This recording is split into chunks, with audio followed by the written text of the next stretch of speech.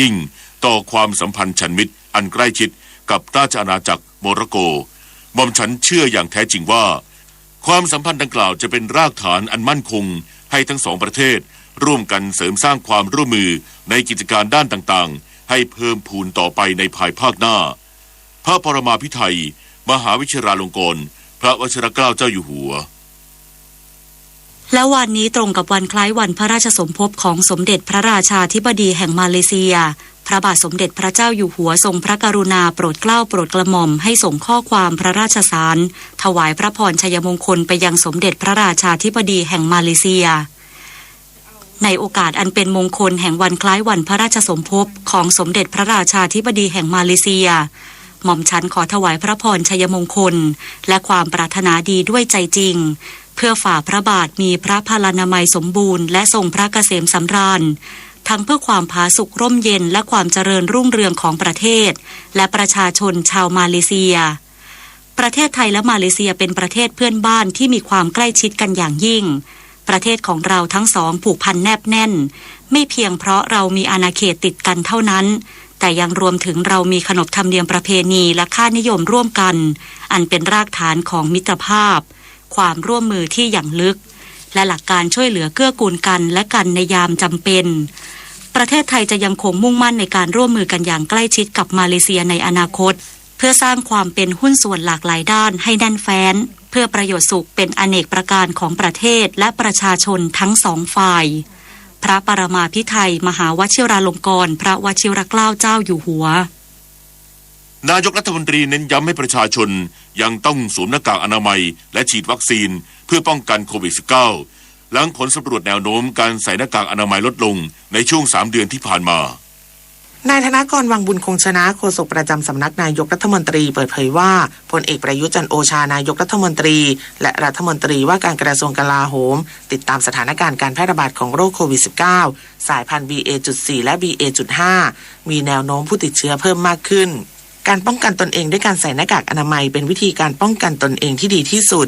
ทั้งนี้จากการรายงานการสำรวจเกี่ยวกับแนวโน้มพฤติกรรมการปฏิบัติตามมาตรการป้องกันโรคพบว่าช่วงระยะเวลา3 เดือนที่ผ่านมามีแนวโน้มลดลงทั้งการสวมหน้ากากอนามัยการล้างมือและการเว้นระยะห่าง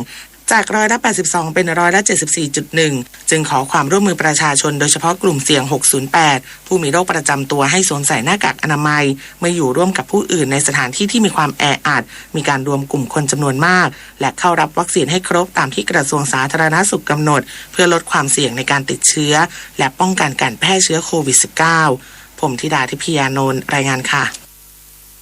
กรมควบคุมโรคเข้มงวดมาตรการคัดกรองผู้เดินทางเข้าประเทศพร้อมขอให้ประชาชนปฏิบัติตามมาตรการ Universal Prevention ช่วยลดการแพร่ระบาดของโรคฝีดาษวานอนได้นายแพทย์โสพลเอี่ยมสิริถาวรรองอธิบดีกรมควบคุมโรคเปิดเผยถึงสถานการณ์โรคฝีดาษวานอนว่าทั่วโลกพบผู้ป่วย 22,485 รายใน79ประเทศโดยพื้นที่การแพร่ระบาดส่วนใหญ่อยู่ในแถบทวีปยุโรปกรมควบคุมโรคจึงได้กำชับไปยังกองด่านควบคุมโรคติดต่อระหว่างประเทศและกักกันโรคและด่านควบคุมโรคติดต่อท่าอากาศยานนานาชาติให้ตรวจคัดกรองผู้ที่เดินทางเข้าประเทศอย่างเข้มงวดซึ่งจากการรายงานผลการตรวจคัดกรองผู้เดินทางมาจากพื้นที่ระบาดของโรคฝีดาษวานอนล่าสุดเมื่อวันที่29กรกฎาคมที่ผ่านมามีการคัดกรองทั้งหมด 2,527 รายไม่พบผู้มีอาการสงสัยทางนี้โรคฝีดาษวานอนไม่ได้ติดต่อง่ายและขอให้ประชาชนปฏิบัติตามมาตรการ Universal Prevention ล้างมือด้วยสบู่หรือแอลกอฮอล์เจลบ่อยๆสวมหน้ากากอนามัยและลดการสัมผัสใกล้ชิดกับคนแปลกหน้าเพื่อลดความเสี่ยงในการติดเชื้อฝีดาษวานอนหากมีอาการป่วยสงสัยสามารถติดต่อสถานพยาบาลใกล้บ้านเพื่อรับการตรวจหาเชื้อได้ทันทีสอบถามข้อมูลเพิ่มเติมได้ที่สายด่วนกรมควบคุมโรค1422กฟผ.เขื่อนรัชประภาเพิ่มการระบายน้ำเพื่อผลิตกระแสไฟฟ้าเสริมความมั่นคงของระบบไฟฟ้าในพื้นที่ภาคใต้พร้อมประสานจังหวัดเตรียมรับสถานการณ์น้ำท้ายเขื่อนที่อาจสูงขึ้นไม่ให้ส่งผลกระทบต่อประชาชน นายวิชวุฒิจินโตผู้ว่าราชการจังหวัดสุราษฎร์ธานีเปิดเผยว่าได้รับการประสานจากการไฟฟ้าฝ่ายผลิตแห่งประเทศไทยหรือกฟผ.เขื่อนรัชประภาว่าบริษัทปตท.จำกัดมหาชนจะหยุดจ่ายก๊าซธรรมชาติจากพื้นที่พัฒนาร่วมไทยมาเลเซียหรือ JDA-A18 เพื่อบำรุงรักษาแหล่งผลิตก๊าซธรรมชาติซึ่งจะส่งผลให้ไม่สามารถผลิตไฟฟ้าได้ตามกำลังผลิตปกติจึงจำเป็นต้องระบายน้ำเพื่อผลิตกระแสไฟฟ้าเสริมสร้างความมั่นคงของระบบไฟฟ้าในพื้นที่ภาคใต้ระหว่างวันที่1ถึง14สิงหาคม2565เป็นวันละ10ถึง20ล้านลูกบาศก์เมตรซึ่งอาจส่งผลให้ระดับน้ำท้ายเขื่อนสูงขึ้นจึงให้อำเภอและหน่วยงานที่เกี่ยวข้องแจ้งเตือนประชาชนที่อยู่อาศัยอยู่ท้ายเขื่อนรัชประภาบริเวณคลองแสงคลองยันคลองภูมิดวงแม่น้ำตาปีรวมทั้งเกษตรกรผู้เลี้ยงปลาในกระชังให้เฝ้าระวังระดับน้ำอย่างใกล้ชิดนอกจากนี้ให้เตรียมความพร้อมตามแผนเผชิญเหตุทั้งอุปกรณ์เครื่องจักรกลและกำลังเจ้าหน้าที่ให้พร้อมปฏิบัติงานช่วยเหลือประชาชนที่ประสบภัยตลอด 24 ชั่วโมงด้านนายชวริตวิชิรประเสริฐผู้อำนวยการเขื่อนรัชประภากล่าวว่าโดยปกติจะมีการติดต่อสื่อสารกับหน่วยงานที่เกี่ยวข้องทั้งเกษตรประมงและการท่องเที่ยวอยู่เป็นประจำรวมทั้งติดตั้งโทรมาตลอดลำน้ำเพื่อให้เกษตรกรผู้ใช้น้ำรู้ถึงระดับน้ำพร้อมแจ้งเตือนผ่านผู้นำชุมชนด้วยเราก็ยังมีการเฝ้าระวังระดับน้ำในเขื่อนแล้วก็มีระบบโทรมาซึ่งดูว่าน้ำที่เราระบายไปมีผลกระทบต่อชาวบ้านยังไงซึ่งโดยปกติเนี่ยเขื่อนรัชประภาสามารถเดินได้เต็มที่แต่ละวันก็คือ30ล้านลูกบาศก์เมตรซึ่งในช่วงสถานการณ์ที่จะเกิดขึ้นเนี่ยเราก็เดินประมาณ10ถึง20ล้านลูกบาศก์เมตรก็คงจะไม่มีปัญหาเรื่องเกี่ยวกับระบบภายน้ำครับทั้งนี้ผู้อำนวยการเขื่อนรัชประภายืนยันว่ากฟผ.มีระบบไฟฟ้าสำรองอื่นๆทั้งไฟฟ้าพลังน้ำโรงไฟฟ้าที่ใช้น้ำมันเชื้อเพลิงซึ่งมีกำลังการผลิตเพียงพอและมีระบบสายส่งจากภาคกลางเข้าไปช่วยจึงขอให้ประชาชนมั่นใจว่าระบบไฟฟ้าในพื้นที่ภาคใต้จะมีความมั่นคงเพียงพอไม่กระทบต่อการดำเนินชีวิตประจำวันของประชาชนนพศรแก้วคำรายงานกระทรวงพาณิชย์ตั้งเป้าเจรจาด้านการค้าและลงนามมินิ FTA กับ 5 รัฐในอินเดียในโอกาสเฉลิมฉลองความสัมพันธ์ทางการทูตไทยอินเดียครบรอบ 75 ปี นายจุรินทร์ลักษณะวิสิทธิ์รองนายกรัฐมนตรีและรัฐมนตรีว่าการกระทรวงพาณิชย์เปิดเผยภายหลังเป็นประธานเปิดงานเทศกาลเฉลิมฉลอง 75 ปีความสัมพันธ์ทางการทูตระหว่างไทยอินเดียวันนี้ว่าภาคตะวันออกเฉียงเหนือของอินเดียมีความใกล้ชิดกับประเทศไทยทั้งวัฒนธรรมและประเพณีซึ่งมีความใกล้เคียงกันมากโดยเฉพาะเมื่อเส้นทางหลวงไตรภาคีอินเดียเมียนมาไทยเสร็จสิ้นจะยิ่งเพิ่มมูลค่าทางการค้าระหว่างอาเซียนอินเดียมากขึ้นที่ผ่านมาคณะผู้แทนไทยได้เดินทางเยือนอินเดียแล้ว3ครั้งเพื่อเจรจาด้านการค้าและประสบความสำเร็จในการลงนามมินิ FTA ระหว่างไทยและรัฐเตลังกานาพร้อมตั้งเป้าลงนามมินิ FTA เพิ่มเติมกับ 5 รัฐในภาคตะวันออกเฉียงเหนือของอินเดียอาทิรัฐคุชราตและรัฐอัสสัมเพื่อเพิ่มพูนมูลค่าการค้าการลงทุนระหว่างไทยกับอินเดียต่อไปซึ่งการจัดงานดังกล่าวจะยิ่งเพิ่มมูลค่าการค้าและการท่องเที่ยวระหว่าง2ประเทศและเพิ่มความสัมพันธ์ทางการเมืองวัฒนธรรมและประชาชนให้แน่นแฟ้นยิ่งขึ้นกระทรวงพาณิชย์ของไทยได้มีโอกาสทำมินิ FTA กับรัฐเตลังกานาขึ้นเป็นครั้งแรกเมื่อ11เมษายนปีนี้ซึ่งจะช่วยทำให้มูลค่าการค้าระหว่างประเทศไทยกับรัฐเตลังกานาของอินเดียเพิ่มพูนมากขึ้นและผมก็มีแผนที่จะทำมินิ FTA กับอีกหลายรัฐของอินเดียทั้งนี้ภาคตะวันออกเฉียงเหนือของอินเดียประกอบด้วย8รัฐเป็นแหล่งของวัตถุดิบและทรัพยากรธรรมชาติที่จำเป็นสำหรับอุตสาหกรรมต่างๆอาทิการแปรรูปอาหารสิ่งทอและพลังงานเป็นต้นกนิษฐาน่าชมรายงานค่ะรัฐบาลเร่งส่งเสริมการปลูกกาแฟโรบัสต้าเป็นพืชเศรษฐกิจจังหวัดชายแดนภาคใต้เพื่อสร้างรายได้เพิ่มให้เกษตรกรนางสาวรัชดาธนาดิเรกรองโฆษกประจำสำนักนายกรัฐมนตรีเปิดเผยว่าได้ลงพื้นที่จังหวัดชายแดนใต้เพื่อติดตามการขับเคลื่อนนโยบายของนายกรัฐมนตรีเกี่ยวกับการส่งเสริมเกษตรกรในพื้นที่ปลูกกาแฟเนื่องจากเป็นอีกหนึ่งทางเลือกที่จะสามารถสร้างอาชีพสร้างรายได้แก่ประชาชนเป็นอย่างดีทั้งนี้ศูนย์อำนวยการบริหารจังหวัดชายแดนภาคใต้หรือสอบต.และกองกำลังทหารพัฒนาได้ร่วมกันขับเคลื่อนและพัฒนากาแฟโรบัสต้าที่เกษตรกรในพื้นที่นิยมปลูกกันมากขึ้นโดยเฉพาะในพื้นที่อำเภอเบตงอำเภอธานโตจังหวัดยะลา อำเภอสะบ้าย้อยจังหวัดสงขลาซึ่งพบว่าประชาชนมีความหวังจากโครงการส่งเสริมการปลูกกาแฟเป็นอย่างมากพร้อมฝากขอบคุณนายกรัฐมนตรีที่ให้การส่งเสริมการสร้างอาชีพและสร้างรายได้นำไปสู่ผลลัพธ์ที่จับต้องได้จริง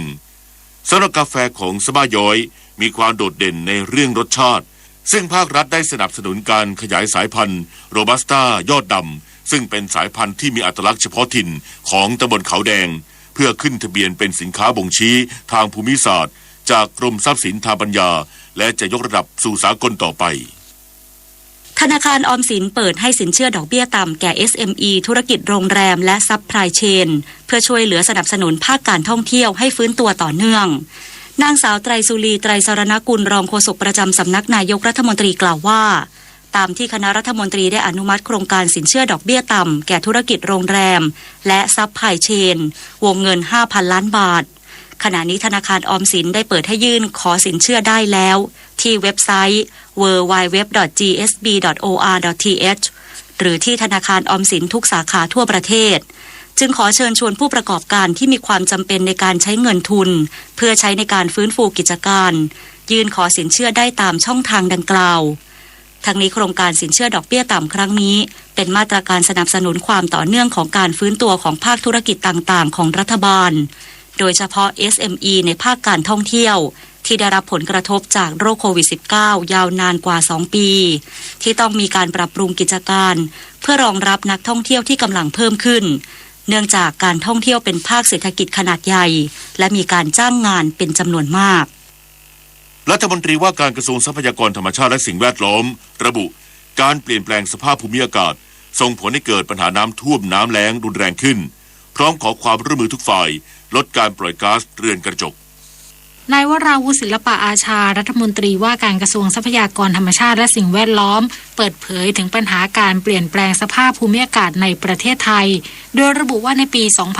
2564 ดัชนีความเสี่ยงด้านภูมิอากาศโลกจัดให้ประเทศไทยเป็นประเทศที่มีความเสี่ยงต่อผลกระทบจากสภาพเปลี่ยนแปลงภูมิอากาศเป็นอันดับที่ 9 ของโลกส่งผลกระทบให้หลายพื้นที่ประสบปัญหาน้ำท่วมน้ำแล้งรุนแรงขึ้นโดยมีต้นเหตุมาจากการเกิดก๊าซเรือนกระจกกระทรวงทรัพยากรธรรมชาติและสิ่งแวดล้อมจึงได้ออกมาตรการต่างๆเพื่อลดการปล่อยก๊าซเรือนกระจกทั้งจากภาคการเกษตรอุตสาหกรรมการขนส่งและการกำจัดขยะซึ่งได้รวมกับกรุงเทพมหานครแก้ปัญหาน้ำเสียขยะในลำน้ำและฝุ่น PM 2.5 เชื่อว่าภายในปีนี้จะสามารถแก้ปัญหาขยะในกรุงเทพมหานครให้ลดลงได้อย่างเป็นรูปธรรมกิจกรรมต่างๆของมนุษย์เราเนี่ยนะครับภาคอุตสาหกรรมนะครับรถยนต์เราขับรถไปไหนมาไหนล้วนแล้วแต่ก่อให้เกิดการปล่อยก๊าซเรือนกระจกทั้งสิ้นเราต้องช่วยกันครับปล่อยก๊าซเรือนกระจกให้น้อยลงเริ่มง่ายๆไม่ต้องไปไกลครับเราทิ้งขยะกันให้น้อยลงอย่างไรก็ตามรัฐมนตรีว่าการกระทรวงทรัพยากรธรรมชาติและสิ่งแวดล้อมขอความร่วมมือประชาชนลดการทิ้งขยะใช้ถุงพลาสติกแบบครั้งเดียวทิ้งให้น้อยลงเพื่อลดภาระให้กับลูกหลานในอนาคตจุฑามาศรักษาพันธ์รายงานต่อจากนี้ไปขอเชิญรับฟังไทยคู่ฟ้าค่ะรัฐบาลช่วยเหลือผู้ประกอบการ SME ในธุรกิจโรงแรมและสาขาธุรกิจเกี่ยวเนื่องที่ได้รับผลกระทบจากสถานการณ์แพร่ระบาดของโรคโควิด -19 โดยเห็นชอบโครงการสินเชื่อดอกเบี้ยต่ำ Reopen ธุรกิจโรงแรมและ Supply Chain ของโรงแรมที่มีบุคคลสัญชาติไทยถือหุ้นเกินกว่า50%วงเงินโครงการ 5,000 ล้านบาทเพื่อปรับปรุงซ่อมแซมหรือลงทุนในกิจการเพิ่มโดยผู้ประกอบการขอสินเชื่อได้รายละไม่เกิน5ล้านบาทระยะเวลากู้ไม่เกิน7ปีปลอดชำระเงินต้นไม่เกิน2ปีอัตราดอกเบี้ยปีที่ 1-2 ร้อยละ 1.99 สอบถามเพิ่มเติมและขอสินเชื่อได้ที่ธนาคารออมสินทุกสาขาทั่วประเทศทั้งนี้รัฐบาลจะชดเชยต้นทุนเงินให้กับธนาคารออมสินในอัตราร้อยละ2ต่อปีเป็นเวลา2ปีรวมทั้งสิ้นไม่เกิน200ล้านบาทค่ะสื่อสารภารกิจรัฐบาลกับสำนักโฆษกสำนักเลขาธิการนายกรัฐมนตรีเราจะสืบสารรักษาและต่อยอดและครองแผ่นดินโดยธรรมเพื่อประโยชน์สุขแห่งอาณาราษฎรตลอดไปพระปฐมบรมราชโองการพระบาทสมเด็จพระเจ้าอยู่หัวในพระราชพิธีบรมราชาภิเษก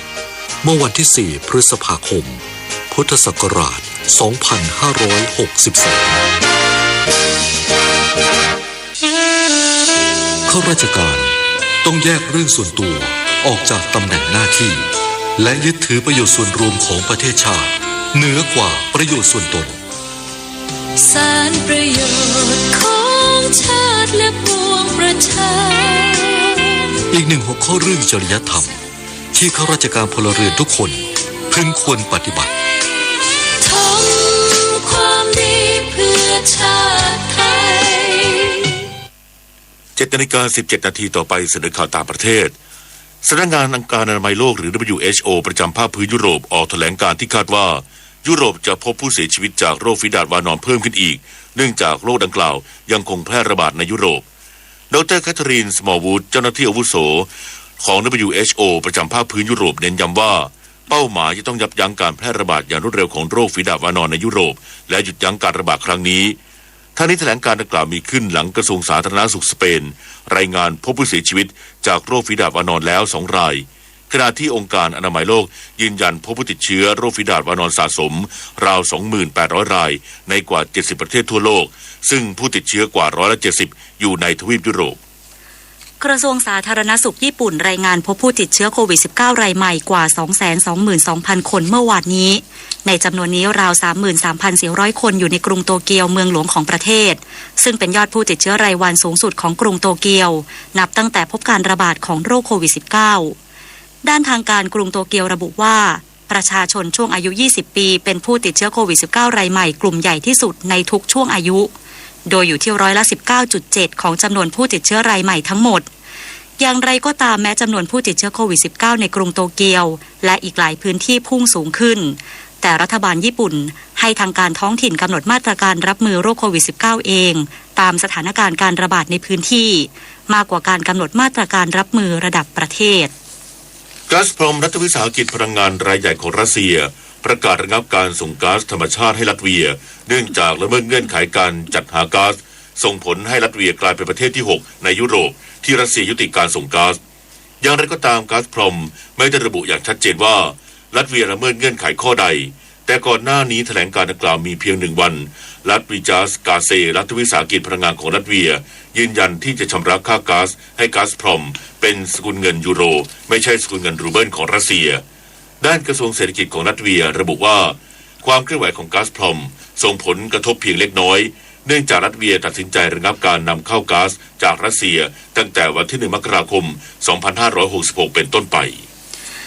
สำนักข่าวต่างประเทศรายงานว่านักผจญเพลิงเยอรมนีหลายร้อยคนเร่งดับไฟป่ารุนแรงในพื้นที่ทางตะวันออกของประเทศซึ่งเป็นผลมาจากคลื่นความร้อนที่แผ่ปกคลุมทั่วยุโรปทางการเยอรมนีเปิดเผยว่าเฮลิคอปเตอร์ดับเพลิง13 ลำพร้อมด้วยนักผจญเพลิงราว350 คนกระจายตัวดับไฟป่าในพื้นที่กว่า930 ไร่ของอุทยานแห่งชาติแซกซอนสวิตเซอร์แลนด์ทั้งนี้ไฟป่าดังกล่าวปะทุขึ้นในสาธารณรัฐเช็กเมื่อสัปดาห์ที่ผ่านมาก่อนจะลุกลามเข้าไปในพื้นที่ทางตะวันออกของเยอรมนีต่อไปรับฟังข่าวกีฬาค่ะการแข่งขันฟุตบอลประเพณี Community Shield ที่ King Power Stadium ลิเวอร์พูลแชมป์ FA คัพชนะแมนเชสเตอร์ซิตี้แชมป์พรีเมียร์ลีก3-1โดยลิเวอร์พูลได้3ประตูจากเทรนต์อเล็กซานเดอร์อาร์โนลด์โมฮัมเหม็ดซาลาห์และดาร์วินนูนเยสส่วนแมนซิตี้ได้จากคูเลียนอันบาเลสส่งให้ทีมหงส์แดงลิเวอร์พูลคว้าแชมป์ก่อนเปิดฤดูกาลพรีเมียร์ลีกสมัยที่16ในรอบ16 ปีกอล์ฟหญิง LPGA ทัวร์และ Lady European Tour Trust Golf Women's Scottish Open ผ่านรอบ3ลีเดโคอดีตมือหนึ่งของโลกจากนิวซีแลนด์นำร่วมกับเซเลนบูติเยโปรสาวฝรั่งเศสเชื้อสายไทยที่15 อันเดอร์พาร์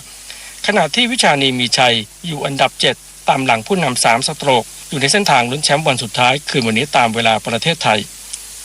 ต่อกันที่มหกรรมกีฬาคนพิการอาเซียนพาราเกมครั้งที่11ที่เมืองโซโลอินโดนีเซียเปิดฉากอย่างเรียบง่ายแต่ตะการตาสื่อถึงมิตรภาพของเหล่านักกีฬาคนพิการทั่วภูมิภาคอาเซียน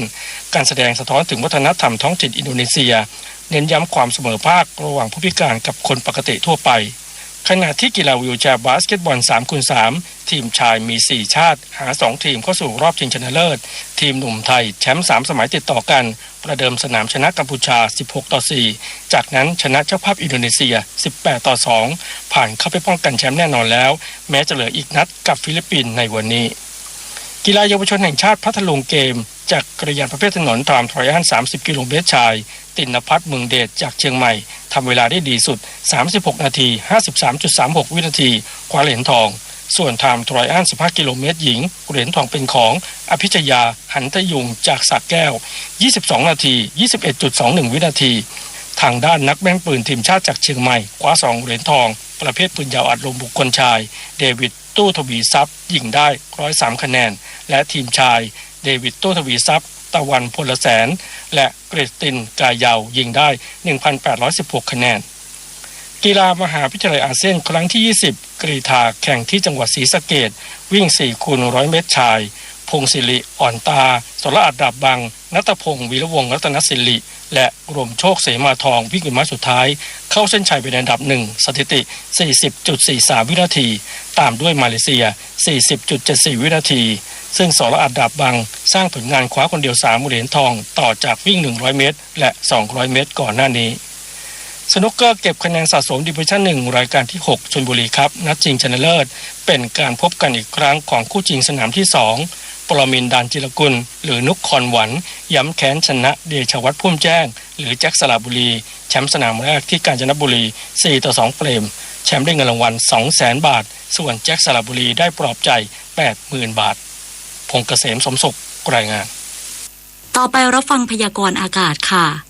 กรมอุตุนิยมวิทยารายงานพยากรณ์อากาศ24ชั่วโมงข้างหน้ามรสุมตะวันตกเฉียงใต้พัดปกคลุมทะเลอันดามันประเทศไทยและอ่าวไทยมีกำลังปานกลางประกอบกับหย่อมความกดอากาศต่ำปกคลุมบริเวณประเทศเวียดนามตอนบน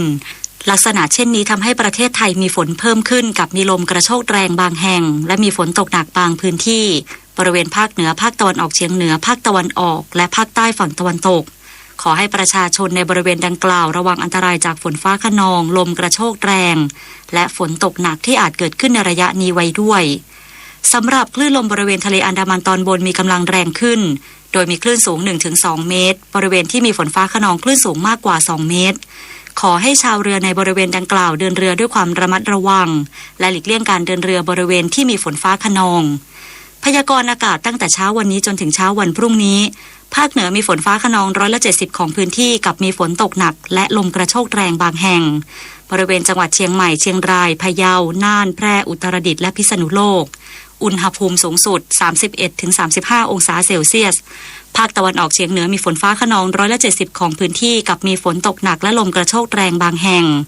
บริเวณจังหวัดหนองคายบึงกาฬอุดรธานีสกลนครนครพนมกาฬสินธุ์มุกดาหาร101ยโสธรอำนาจเจริญศรีสะเกษอุบลราชธานีสุรินทร์บุรีรัมย์และนครราชสีมาอุณหภูมิสูงสุด 33-35 องศาเซลเซียสภาคกลางมีฝนฟ้าคะนอง160ของพื้นที่กับลมกระโชกแรงบางแห่งบริเวณจังหวัดนครสวรรค์อุทัยธานีสระบุรี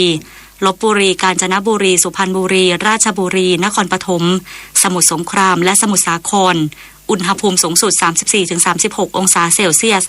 ภาคตะวันออกมีฝนฟ้าคะนอง170ของพื้นที่กับมีฝนตกหนักและลมกระโชกแรงบางแห่งบริเวณจังหวัดฉะเชิงเทราชลบุรีระยองจันทบุรีและตราดอุณหภูมิสูงสุด 31-34 องศาเซลเซียส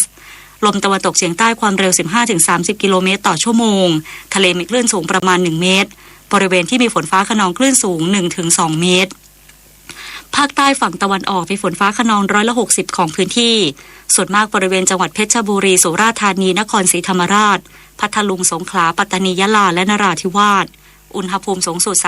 33-35 องศาเซลเซียสลมตะวันตกเฉียงใต้ความเร็ว 15-30 กิโลเมตรต่อชั่วโมงทะเลมีคลื่นสูงประมาณ1เมตรบริเวณที่มีฝนฟ้าคะนองคลื่นสูง 1-2 เมตรภาคใต้ฝั่งตะวันตกมีฝนฟ้าคะนอง160ของพื้นที่กับมีฝนตกหนักบางแห่งบริเวณจังหวัดระนองและพังงาอุณหภูมิสูงสุด 30-33 องศาเซลเซียสตั้งแต่จังหวัดภูเก็ตขึ้นมาลมตะวันตกเฉียงใต้ความเร็ว 15-35 กิโลเมตรต่อชั่วโมงทะเลมีคลื่นสูง 1-2 เมตรบริเวณที่มีฝนฟ้าคะนองคลื่นสูงมากกว่า2เมตรตั้งแต่จังหวัดกระบี่ลงไปลมตะวันตกเฉียงใต้ความเร็ว 15-30 กิโลเมตรต่อชั่วโมงทะเลมีคลื่นสูงประมาณ1เมตรบริเวณที่มีฝนฟ้าคะนองคลื่นสูง 1-2 เมตรกรุงเทพมหานครและปริมณฑลมีฝนฟ้าคะนอง160ของพื้นที่และมีลมกระโชกแรงบางแห่งอุณหภูมิสูงสุด 32-36 องศาเซลเซียสสภาวะระดับน้ำในแม่น้ำเจ้าพระยาที่หน้ากองบัญชาการกองทัพเรือคำนวณโดยกรมอุทกศาสตร์กองทัพเรือ วันนี้น้ำขึ้นเต็มที่เวลา 7:20 นาทีสูงกว่าระดับทะเลปานกลาง86เซนติเมตรและเวลา 22:38 นาทีสูงกว่าระดับทะเลปานกลาง1เมตร59เซนติเมตรน้ำลงเต็มที่เวลา 4:01 นาทีสูงกว่าระดับทะเลปานกลาง68เซนติเมตรและเวลา 15:46 นาทีต่ำกว่าระดับทะเลปานกลาง58เซนติเมตรวันนี้ที่ประภาคารกาญจนาภิเษกแหลมพรหมเทพจังหวัดภูเก็ตดวงอาทิตย์ตกเวลา 18:02 นาทีกรุงเทพมหานครดวงอาทิตย์ตกเวลา 17:52 นาทีขณะที่เมื่อวานนี้กรมฝนหลวงและการบินเกษตรได้ขึ้นบินปฏิบัติการฝนหลวง8หน่วยปฏิบัติการช่วยเหลือพื้นที่การเกษตรที่ขาดแคลนน้ำบางส่วนจำนวน12จังหวัดและเพิ่มปริมาณน้ำเก็บกักให้กับเขื่อนแม่กวงอุดมธาราเขื่อนภูมิพลเขื่อนสิริกิติ์เขื่อนศรีนครินทร์เขื่อนวชิราลงกรณ์อ่างเก็บน้ำทุ่งทะเลหลวงอ่างเก็บน้ำแม่ออนอ่างเก็บน้ำคลองตรอนและอ่างเก็บน้ำคลองสียัด1 นาทีกับกปท.วิธีขับรถจักรยานยนต์ให้ปลอดภัยผู้ขับขี่ไม่ควรขับแซงหรือเปลี่ยนเลนกระทันหันตัดหน้ากระชั้นชิดควรให้สัญญาณไฟล่วงหน้าทุกครั้งที่จะมีการเปลี่ยนเลนหรือเลี้ยวเมื่อเห็นว่าปลอดภัยจึงเปลี่ยนทิศทางของรถนอกจากนี้ควรหลีกเลี่ยงการขับขี่เข้าใกล้รถบรรทุกขนาดใหญ่หรือเข้าไปอยู่ในพื้นที่จุดบอดในทุกกรณีได้แก่บริเวณด้านขวาและด้านหน้าของรถขนาดใหญ่เพราะความสูงใหญ่ของตัวรถจะทำให้มองไม่เห็นรถเล็กที่สำคัญควรสวมหมวกกันน็อกที่มีเครื่องหมายรับรองคุณภาพจากมอก.ทุกครั้งทั้งผู้ขับขี่และผู้ซ้อนท้ายโดยใส่สายรัดคางให้แน่นกระชับพอดีขณะขับขี่ทุกครั้งและผู้ขับขี่รถจักรยานยนต์ต้องไม่ดัดแปลงสภาพรถล้อและยางกระจกมองข้างท่อไอเสียเนื่องจาก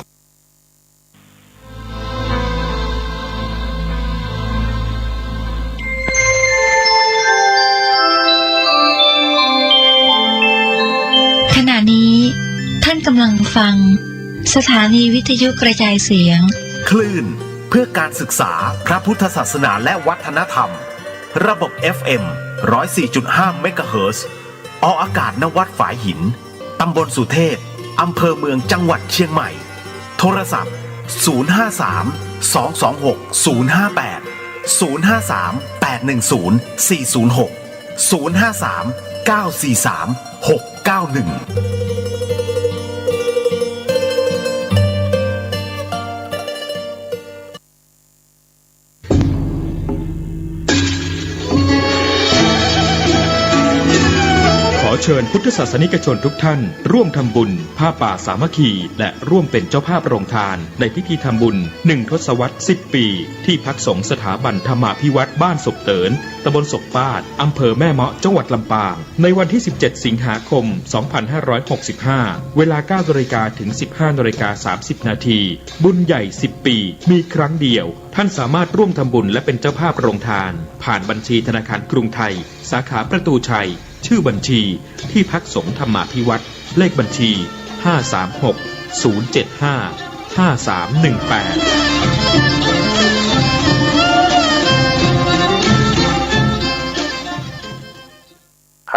รเพื่อการประชาสัมพันธ์กำหนดการฟังเทศรายการรถด่วนขบวนพิเศษฤดูกาลเข้าพรรษาปี 2565 จัดโดยคณะสงฆ์จังหวัดเชียงใหม่องค์กรเครือข่ายชาวพุทธจังหวัดเชียงใหม่ดำเนินงานโดยกลุ่มหนุ่มสาวจังหวัดเชียงใหม่12ขบวนมีขบวนแรกตรงกับวันที่21กรกฎาคม2565แรม8ค่ำเดือน10เหนือไปยังพุทธสถานเชียงใหม่20 นาฬิกาสภาวัฒนธรรมอำเภอเมืองเชียงใหม่เป็นเจ้าภาพฟังพระธรรมเทศนา1กันขบวนที่2เป็นวันที่28กรกฎาคม2565แรม15ค่ำเดือน10เหนือมายังพุทธสถานเชียงใหม่20 นาฬิกาจัดกิจกรรมวันเฉลิมพระชนมพรรษาพระบาทสมเด็จพระเจ้าอยู่หัวกลุ่มหนุ่มสาวจังหวัดเชียงใหม่เป็นเจ้าภาพขบวนที่3วันที่5สิงหาคม2565ขึ้น8ค่ำเดือน11เหนือไปยังวัดศรีมารามตำบลสันกลางอำเภอสันกำแพงจังหวัดเชียงใหม่20 นาฬิกาฟังพระธรรมเทศนา1กันขบวนที่4 12 สิงหาคม2565ขึ้น15ค่ำเดือน11เหนือกลับมายังพุทธสถานตำบลช้างคานอำเภอเมืองเชียงใหม่จัดกิจกรรม วันแม่กลุ่มหนุ่มสาวจังหวัดเชียงใหม่เป็นเจ้าภาพ 20 นาฬิกาขบวนที่ 5 เสาร์ที่ 20 สิงหาคม 2565 แรม 8 ค่ำเดือน 11 เหนือเดินทางไปยังขวงพญามังรายตำบลศรีภูมิอำเภอเมืองเชียงใหม่จังหวัดเชียงใหม่ฟังพระธรรมเทศนา1 กันจัดงานโดยวัดพระธาตุดอยสุเทพเป็นเจ้าภาพขบวนที่ 6 26 สิงหาคม 2565 แรม 14 ค่ำเดือน 11 เหนือไปยังวัดโชติกุลสวรรณารามวัดหมูบุญตำบลสุเทพอำเภอเมืองเชียงใหม่จังหวัดเชียงใหม่ 20 นาฬิกาฟังพระธรรมเทศนา1 กันขบวนที่ 7 3 กันยายน 2565 ขึ้น 8 ค่ำเดือน 12 เหนือเดินทางไปยังวัดหนองเต่าคำตำบลป่าไผ่อำเภอสันทรายจังหวัดเชียงใหม่ 20 นาฬิกาฟังพระธรรมเทศนา1 กันขบวนที่ 8 10 กันยายน 2565 ขึ้น 15 ค่ำเดือน 12 เหนือกลับมายังพุทธสถานเชียงใหม่ 20 นาฬิกาเป็นการจัดงานวันกตัญญูพุทธสมาคมและมูลนิธิพุทธสมาคมเป็นเจ้าภาพขบวนที่ 9 18 กันยายน 2565 แรม 8 ค่ำเดือน 12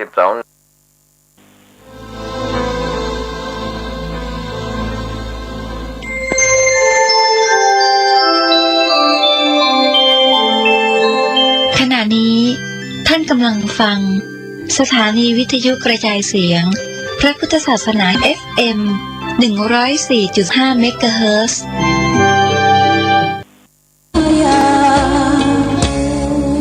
ก่อนเป็นวัดร้างโบราณสืบสาน2524พระมหาราชครูเกษราปัญญาปรมัตติกาจารย์จากวัดดับภัยเชียงใหม่สืบสานเวลาผ่าน131 ปีนานไกลวัดพระบาทอุดมรุ่งเรืองงามตาเจ้าน้อยบุญธรรมสารคาหลวงพวงเชียงใหม่ปกครองเมืองฟ้าทุ่มเทแรงกายแรงใจทุกชาติพันธุ์รวมใจรักษา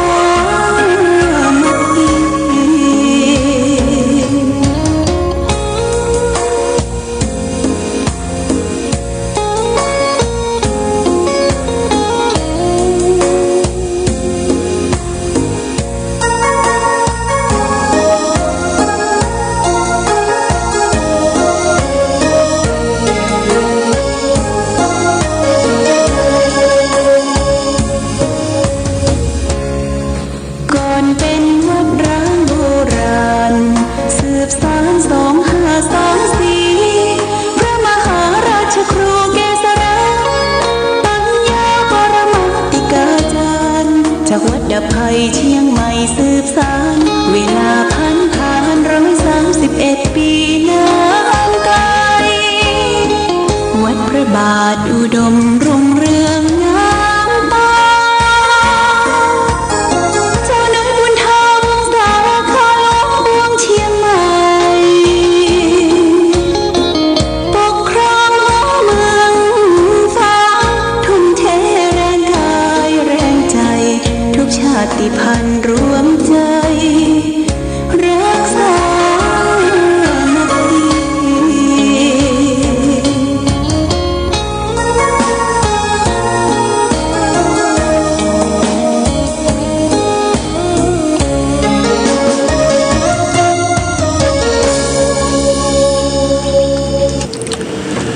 เจริญสุข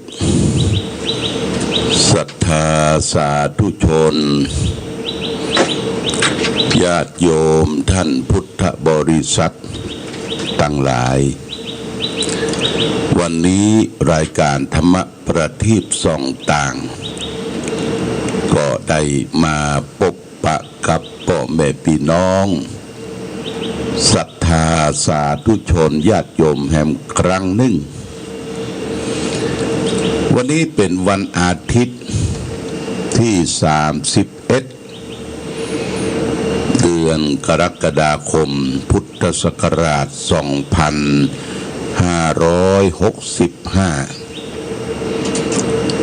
ซึ่งตรงกับเดือน11เดือนเก้าไต่แรม 4 ค่ำญาติโยมวันนี้ก็เมื่อคืนก็ฟ้าฝนตกลงมาหลังจากที่มันร้อนญาติโยมมันร้อนไป2-3 วันก็ตกลงมาก็เป็นการดีผ่อนคลายความร้อนลงไปพืชพันธุ์ธัญญาหารที่แห้งเหี่ยวก็จะได้วึดตัวขึ้นมานี่คือบรรยากาศในช่วงฤดูฝนนะช่วงนี้เป็นฤดูฝนเป็นเดือนกรกฎาเดือน9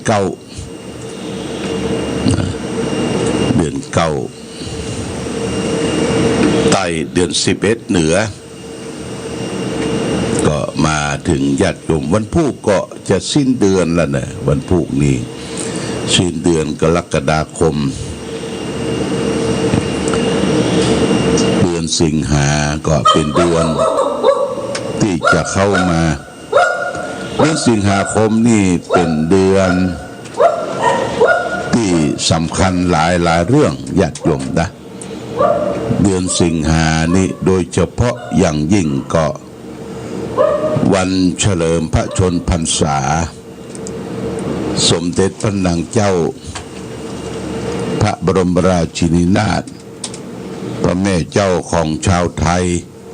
รัชกาลที่9อายุจะมีพระชนมายุครบ90 ปีในงานนี้ประเทศชาติบ้านเมืองของเขาก็มีการทำที่เป็นมังคละเป็นมงคลถวายเป็นพระราชกุศลแด่พระองค์ท่านทางสำนักปฏิบัติธรรมวัดพระบาทอุดมน้ำบ่อสาวาก็จะได้มีการปฏิบัติธรรมถวายเป็นพระราชกุศลเพราะฉะนั้นก็ขอเชิญชวนญาติโยมท่านสาธุชนผู้ที่มีเวลาว่างได้ไปนอนจำวัดปฏิบัติธรรมกันตั้งแต่วันพัดที่11 12 13วันที่12นี่เป็นวันเฉลิมพระชนมพรรษาสมเด็จพระนางเจ้าวันที่14เป็นวันอาทิตย์เขาก็ตอนเจ้าก็จะได้ลาสิกขาญาติโยมที่จะไปปฏิบัติธรรมเขาก็ต้องเตรียมชุดขาวนะนุ่งขาวห่มขาวที่นอนหมอนมุ้งพอที่จะเอาไปได้หรือมีมุ้งครอบนะญาติโยมมุ้งครอบนี่สามารถที่จะนอนที่ปืนวิหารพระเจ้าระฆังก็ได้บนวิหารพระเจ้าระฆังก็ได้หรือที่ศาลาที่มันโล่งเขาก็เอาเครื่องครัวนอนไปปูเสร็จแล้วก็เอามุ้งครอบเขาครอบไปกันยุงกันลมกันได้สปะมุ้งครอบนี่อเนกประสงค์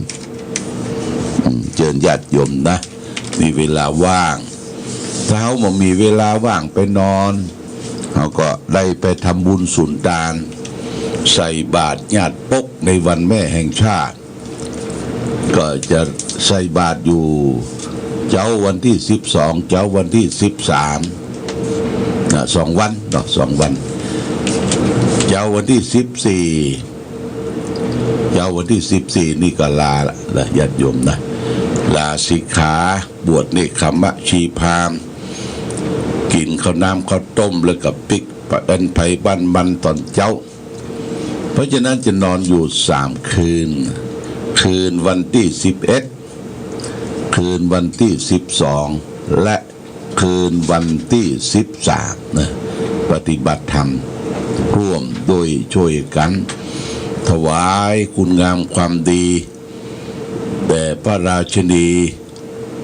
รัชกาลที่9พระแม่เจ้าของชาวไทยเราทุกท่านทุกคนที่จะมีอายุครบ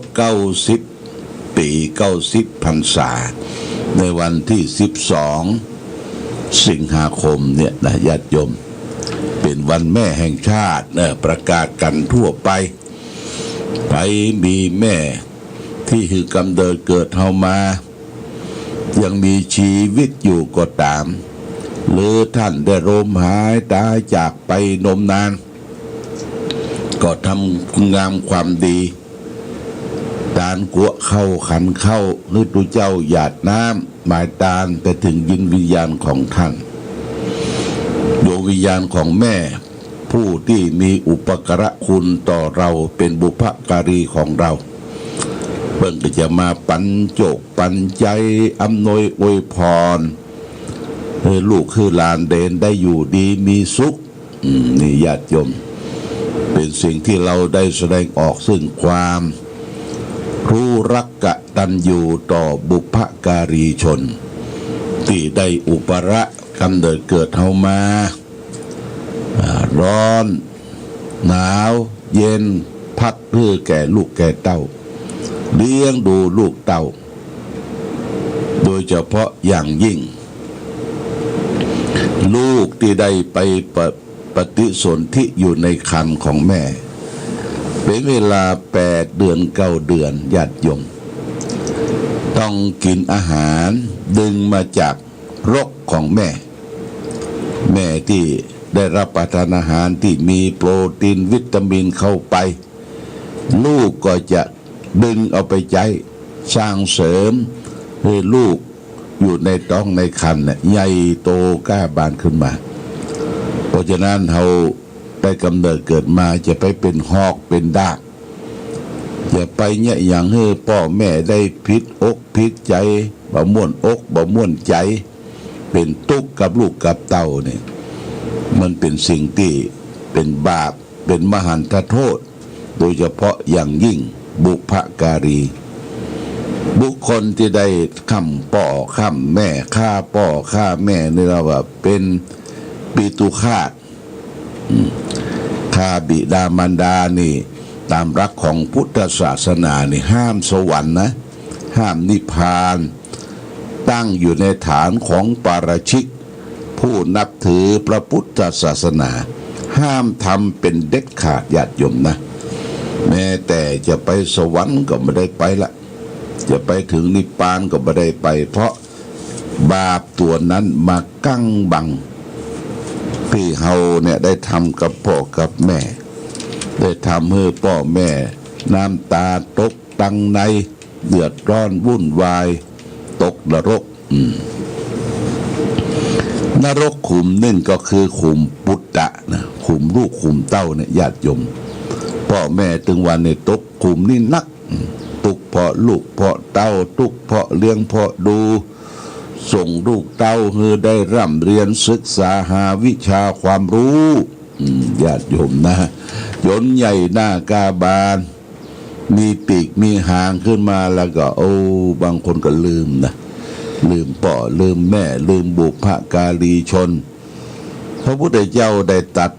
ไว้ในทุกกะคือหมวด2ธรรมะเป็นเบื้องต้นว่าบุคคลที่หาได้โดยยากในโลกเนี่ยคือ1บุพการีบุคคลที่ได้เกยอุปการะเรามาก่อน2บุคคลที่มีความกตัญญูกตเวทีต่อบุพการีนั้นเช่นมีพ่อมีแม่กับลูกเต้าทุกคนจะต้องแสดงออกซึ่งความรู้รักกตัญญูต่อบิดามารดาครูบาอาจารย์ที่เปิ้นเสี่ยมเปิ้นสอนเปิ้นบอกเปิ้นกล่าวเปิ้นตีเปิ้นเตือนเหมือนชี้ขุมทรัพย์ให้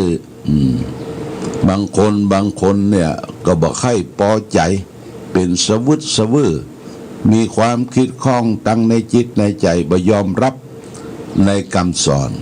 เรียกว่าเป็นลูกศิษย์ที่มีความอกตัญญูต่อครูบาอาจารย์นี่ก็เป็นอกตัญญูบดีญาติโยมนะบดีมีเหตุอันเป็นไปหลายอย่างหลายประการเพราะฉะนั้นศิษย์ต้องมีความกตัญญูต่อบุพการีคือครูบาอาจารย์ ที่เปิ้นเสี่ยมเปิ้นสอนเปิ้นบอกเปิ้นกล่าวแนะนำให้ได้เป็นคนดีญาติโยมและก็บุพการีแห่งสูงสุดก็คือองค์สมเด็จพระสัมมาสัมพุทธเจ้าพระสัมมาสัมพุทธเจ้านี่เป็นเจ้าของพระพุทธศาสนาพระองค์เป็นพระบรมศาสดาของเราชาวพุทธทั้งหลายเราจะต้องตอบแทนบุญคุณที่เรายอมรับนับถือเอาหลักธรรมะ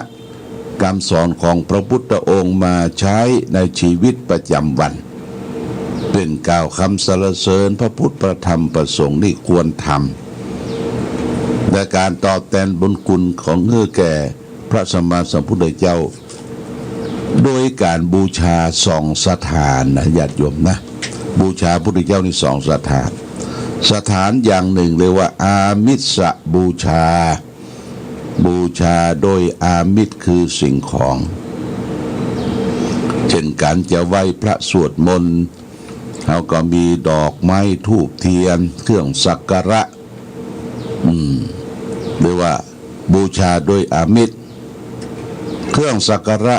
อาจจะบ่มีธูปมีเทียนแต่ในปัจจุบันเขาได้ทำเทียนวิทยาศาสตร์เรียกว่าทำเทียนไฟฟ้าญาติโยมไปกดสวิตช์ไฟฟ้าไปเสียบปลั๊กคือเกิดแสงสว่างก็เป็นการบูชาคุณขององค์สมเด็จพระสัมมาสัมพุทธเจ้าบูชาประเภทที่สองนั้นก็คือธรรมปฏิบูชาด้วยการปฏิบัติธรรมตามหลักธรรมคำสอนของพระพุทธองค์ญาติโยมการปฏิบัติธรรมนะญาติโยมจะไปเข้าใจว่าเราจะต้องไปนอนจองนอนวัดเสาะสรรหาที่มันอยู่ในป่าในเขาปลีกตัววิเวกไปไม่ใช่ถึงขนาดนั้นการปฏิบัติธรรมเราจะอยู่ที่ไหนก็ได้อยู่ในรถในเรือในรางที่ไหนก็ได้เวลาเราไปที่ไหนก็นึกถึงพุทโธพุทโธนั่งสงบหลับตาภาวนาไปนี่ก็เป็นการเข้าถึงพระพุทธเจ้าปฏิบัติธรรมนอกจากนั้นได้ไหว้พระสวดมนต์เป็นอาจินเป็นประจำทุกเช้าทุกค่ำไหว้พระสวดมนต์แล้วก็มาเจริญสมาธิภาวนาทำให้จิตใจสงบเบิกบานนี่ก็เป็นการปฏิบัติธรรมญาติโยมได้รักษาศีลรักษากายวาจาของตนเองให้ดีโดยเฉพาะอย่างยิ่งศีล5เนี่ยบ่ฆ่าสัตว์ตัดชีวิตบ่เบียดเบียนสัตว์เล็กสัตว์น้อยและผู้คนทั่วไป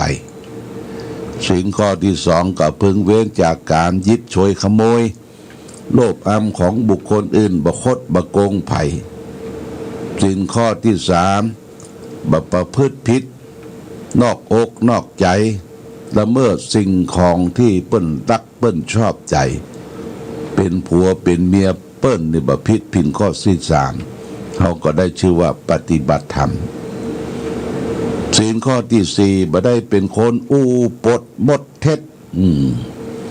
อู้กรรมที่หาสาระบ่ได้ญาติโยมบางครั้งอู้ไปสนทนากันไปเพื่อความสนุกปากเพื่อความเพลิดเพลินอู้เรื่องคนนั่นคนนี้มาจ้วงมาจับว่าร้ายว่ากล่าวทำให้เกิดความหายนะความเสียหายเขาก็เว้นสิ่งเหล่านี้ก็ได้ชื่อว่าเขาบอกอู้ปดมดเท็จละมีศีลข้อที่4ก็ได้ชื่อว่าปฏิบัติธรรมศีลข้อที่5พึงเว้นจากการดื่มสุราเมลัยเครื่องดองของเมายาเสพติดทุกชนิดกัญชาฝิ่นเฮโรอีนเมาฟินที่มันเป็นของมึงเมากาวทินเนอร์เนี่ยญาติโยมนะสิ่งเหล่านี้มันไปทำลายตัวเฮาหมดญาติโยมทำลายตัวเฮาหมดทำลายปอดทำลายตับทำลายสมองทำลายความจดจำไขสันหลังของเฮาเนี่ยประสาทไปหมด เมื่อไปหมดแล้วก็บ่รู้สึกตัวบ่งื้อสุกตัวทำไม่อย่างลงไปแต่เจ้าฟังข่าวผัวเอาปืนไปยิงหัวเมียบ่ที่ยิงไปใช่หยังเปิ้นเจิญไปกินแขกแต่งงานแล้วก็กินเหล้าละผัวก็กินเหล้าปิกเมียปิกบ้านมาก็แวะซื้อเหล้ามากินต่อบ่พอใจเท่าที่เมานั่นก็เป็นปากเป็นเสียงกับเมียก็กินหน่อยเด้อกินเบียร์นะ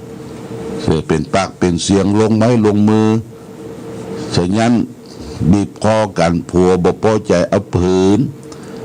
จุด22นี่นะ6 นัดมายิงหัวเมีย1 นัดปางกะงางตายลงญาติโยมพอทราบข่าวถึงตำรวจจะไปจับบ่รู้สึกตัววะยังรู้สึกตัวอยู่นะขาดสติขาดความเมามีความเมาตำรวจก็รอจังหวะแถมวันหนึ่งรุ่งเช้าก็ไปยับแล้วบอกว่าทำอะไรอย่างลงไปเกิดได้ว่าไปแต่งงานปิกมาแล้วก็เอาปืนไปยิงหัวเมียโอ้ไปขอโทษขออภัยกับญาติพี่น้องฝ่ายตั้งเมียว่าทำผิดพลาดลงไปนี่คือขาดความยับยั้งชั่งใจขาดความยังคิดขาดสติขาดปัญญาบ่คิดหน้าคิดหลังญาติโยมเพราะอย่างก็เพราะสุรานี่มันเป็นเหตุสุรายาเมานี่เป็นเหตุนะเป็นเหตุให้คนเขาเนี่ยทำอย่างผิดพลาดทำโดยบ่รู้สึกตัวเพราะมันไปกดสติปัญญาทำลายสติคือความระลึกได้เป็นโคงโง่เงาเต่าตูนไปละบรรลุเรื่องละญาติโยมนะอันนี้เป็นเรื่องที่เราได้ทำผิดทำพลาดเพราะฉะนั้นโอกาสที่เราจะได้รักษาศีลประพฤติปฏิบัติธรรมอยู่ที่ไหนก็ได้ชื่อว่าปฏิบัติธรรมเราบ่ได้ไปกล่าวจ้วงจาบบ่ได้ไปสังสรรค์เฮฮายิ่งคือเว้นจากสุราเข้าพรรษาเนี่ยงดเหล้าเข้าพรรษาเนี่ยญาติโยมก็เป็นสิ่งที่เลิศประเสริฐยิ่งนะสิ่งที่เลิศประเสริฐยิ่ง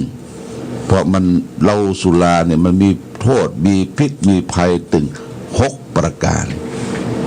ดังที่ครูบาอาจารย์เปิ้นพลูกเป็นคำกรสอนใจว่าอันสุราเมรัยใครเสพติดพาชีวิตมืดมนจนฉิบหาย1ทรัพย์สินของตนนั้นพลันวอดวาย2อาจตายด้วยทะเลาะเพราะความเมา3เจ็บป่วยด้วยโรคาพยาธิ4คนตำหนินินทาพาอับเฉา5หน้าด้านหนักหนาเวลาเมา6ปัญญาเขาหดหมดสิ้นนี่มีโทษถึง6 ประการคุณบ่มีคุณของสุรานี่บ่มีญาติโยมนะมันเป็นค่านิยมคนเฮานี่สร้างค่านิยมเกิดขึ้นเนี่ยการเนี่ยงานศพงานศาสตร์แต่งห่อยองเฮือนอย่างก็เอาสุรามานำเนี่ยนะมานำเนี่ยการแย่งงานเขาว่าอีทออนทองสุราเหียกินเหล้าเหียยิ่งกินเข้าไปยุบแล้วก็วันต่อไปก็แยกการบ่ได้ละมันทำลายเขาก็หมูไปยกย่องเทิดทูนมัน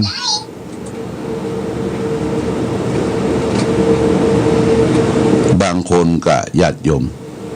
ไปซื้อเหล้าฝรั่งเหล้าฝรั่งขวดเป็นปันกินแล้วเอาขวดโชว์ไว้วะเอาขวดใส่ตู้โชว์ไว้สร้างค่านิยมผิดลูกเรียนหลานเฮามันเติบใหญ่โตขึ้นมาว่ะมันก็จะไปถามพ่อมันล่ะถามพ่อถามแม่อันนี้ขวดอย่างพ่อขวดอย่างแม่พ่อแม่มันก็จะต้องตอบว่านี่เป็นขวดบันดรีขวดสุราขวดเหล้าแล้วเขาจะถามต่อไปว่ามันมีประโยชน์อย่างต่อร่างกาย มันมีประโยชน์ต่อร่างกายจะได้ลูกเต้าเล่าหลานเดนจะถามพ่อมันก็อึกอักมันมีประโยชน์อย่างลูกกินแล้วมันเมาและขาดสติแล้วก็มันแปลงด้วยพ่อก็เก็บขวดเนี่ยเอาไว้เป็นอนุสรณ์กำกึดนะญาติโยมนะกำกึดบดีญาติโยมมีคือปลอดสิ่งเหล่านี้อย่าไปฮื้อลูกฮื้อหลานฮื้อเลนได้หันเมาเหล้าอลองต้องแต่งบางคนห้องลูกห้องหลานห้องคนนั้นมาประชุมกันพ่อจะสอนนะอย่าสอนเรื่องนั้นอย่าไปดีเนอะเฮ้ยเป็นคนดีเนอะลูกเนอะพ่อสอนแล้วก็พ่อเมาตัวเมาเหล้าตัว ตัวอย่างที่บดีญาติโยมนะตัวอย่างที่บดีเนี่ยมันต้องเอาไปสอนเอาสิ่งที่ดีๆเก็บสาระเป็นประโยชน์ตัวอย่างดีมีนักญาติโยมตัวอย่างดีมีนักอันนี้เป็นเรื่องสำคัญเมื่อคืนนี้หลวงพ่อก็ออกรายการธรรมะ4 ภาคคือรายการสดออกเฟซบุ๊กออกไลน์ไปทั่ว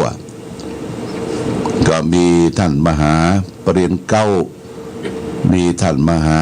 ปุ้นละปูนแล้วก็มีท่านพระครูโสพลวัดประสิงห์ท่านมหาทิพย์ตอนนี้ท่านได้พำนักอยู่ที่วัดพระแก้วเชียงรายมหาวิทยาลัยสงฆ์ก็ได้สอนธรรมะสอนหนังสืออยู่ที่นั่นเพื่อนได้ปรารภว่าวันนี้คือ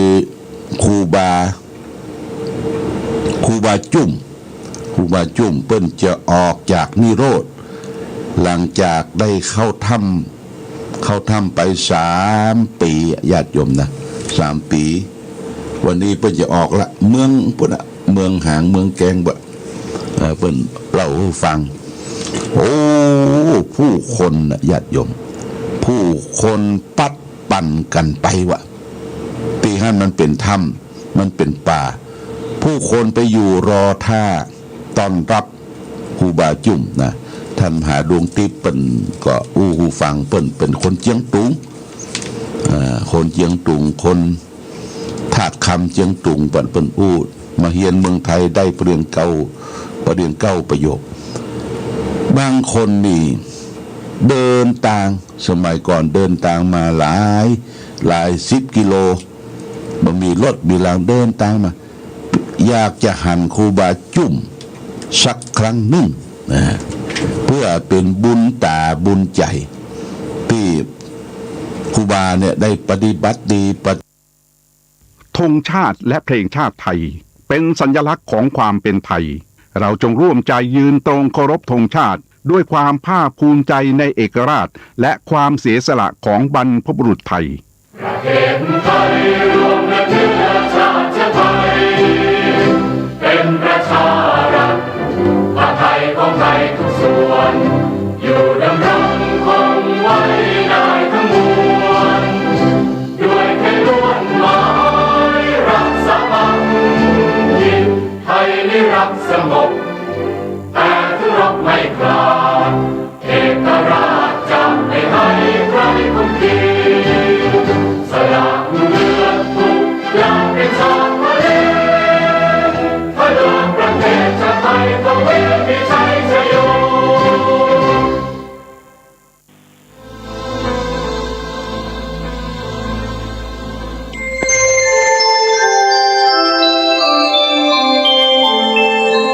ขณะนี้ท่านกำลังฟังสถานีวิทยุกระจายเสียง FM 104.5 เมกะเฮิรตซ์